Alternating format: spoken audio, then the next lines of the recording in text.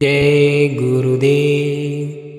प्रेमी भाई बहनों, आपके बीच में YouTube पर कई वीडियो चल रहे हैं जिसमें बताया जा रहा है 21 सितंबर को बहुत बड़ा सूर्य ग्रहण आ रहा है जिससे दुनिया नष्ट हो जाएगी। तरह तरह की अफवाहें फैल रही हैं, लेकिन आप अच्छी तरह से समझ लीजिए सूर्य ग्रहण होता क्या है।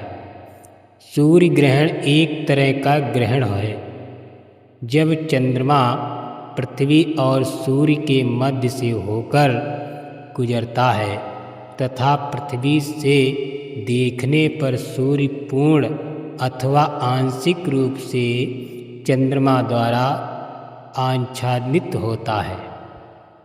भौतिक विज्ञान की दृष्टि से जब सूर्य व पृथ्वी के बीच में चंद्रमा आ जाता है तो चंद्रमा के पीछे सूर्य का बिंब कुछ समय के लिए ढक जाता है। इसी घटना को सूर्य ग्रहण कहा जाता है। पृथ्वी सूर्य की परिक्रमा करती है और चांद पृथ्वी की।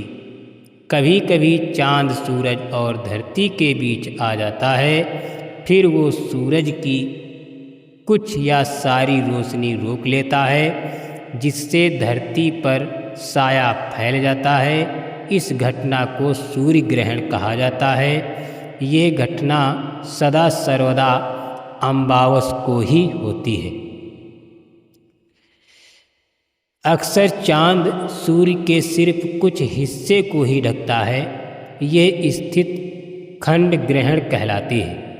कभी कभी ही ऐसा होता है कि चांद सूरज को पूरी तरह ढक लेता है। इसे पूर्ण ग्रहण कहते हैं। पूर्ण ग्रहण धरती के बहुत कम क्षेत्र में ही देखा जा सकता है। ज़्यादा से ज़्यादा 250 किलोमीटर के संपर्क में इस क्षेत्र के बाहर केवल खंड ग्रहण दिखाई देता है। पूर्ण ग्रहण के समय चांद को सूरज के सामने से गुजरने में 2 घंटे लगते हैं। चांद सूरज को पूरी तरह से ज़्यादा 7 मिनट तक ढकता है। इन कुछ क्षणों के लिए आसमान में अंधेरा हो जाता है या यूं कहें दिन में रात हो जाती है। ज्योतिष विज्ञान की दृष्टि से सूर्य ग्रहण प्रकृति का एक अद्भुत चमत्कार है।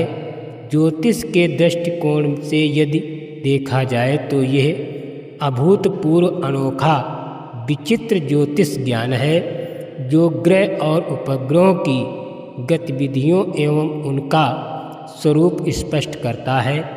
सूर्य ग्रहण सर्वोपराग तब होता है जब सूर्य आंशिक अथवा पूर्ण रूप से चंद्रमा द्वारा आवृत व्यवधान यानी बाधा हो जाए।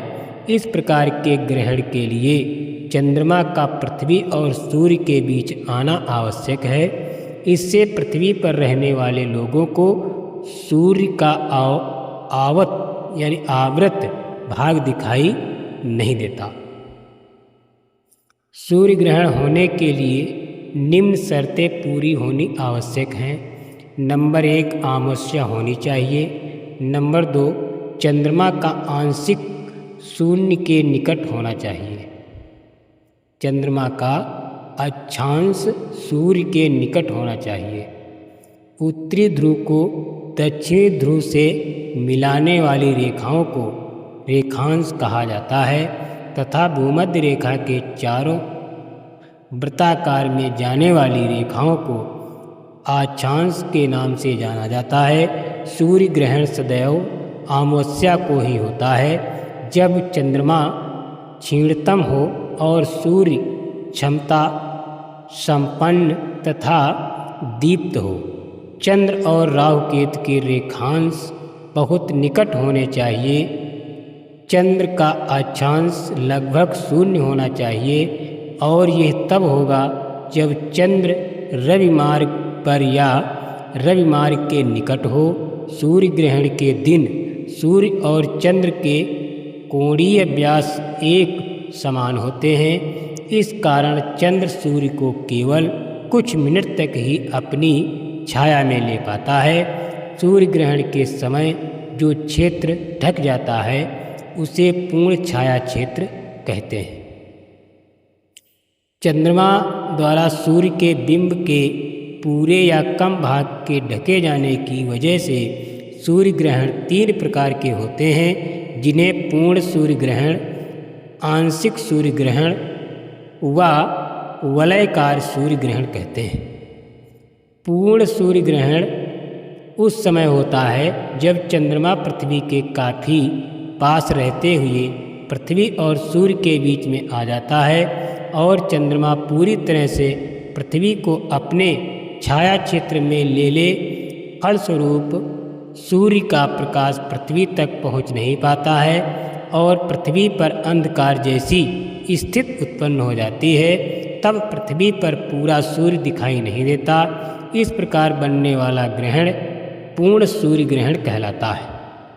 आंशिक सूर्य ग्रहण, आंशिक सूर्य ग्रहण में जब चंद्रमा सूर्य या पृथ्वी के बीच में इस प्रकार आ जाए कि सूर्य का कुछ ही भाग पृथ्वी से दिखाई नहीं देता है, अर्थात चंद्रमा सूर्य के केवल कुछ भाग को ही अपनी छाया में ले पाता है।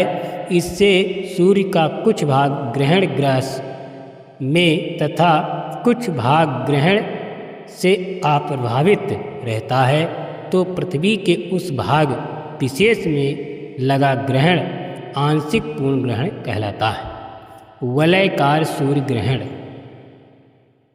वलयकार सूर्य ग्रहण में जब चंद्रमा पृथ्वी के काफ़ी दूर रहते हुए पृथ्वी और सूर्य के बीच में आ जाता है, अर्थात चंद्र सूर्य को इस प्रकार से ढकता है कि सूर्य का केवल मध्य भाग ही छाया क्षेत्र में आता है और पृथ्वी से देखने पर चंद्रमा द्वारा सूर्य पूरी तरह ढका दिखाई नहीं देता, बल्कि सूर्य के बाहर का क्षेत्र प्रकाशित होने के कारण कंगन या वलय के रूप में चमकता दिखाई देता है।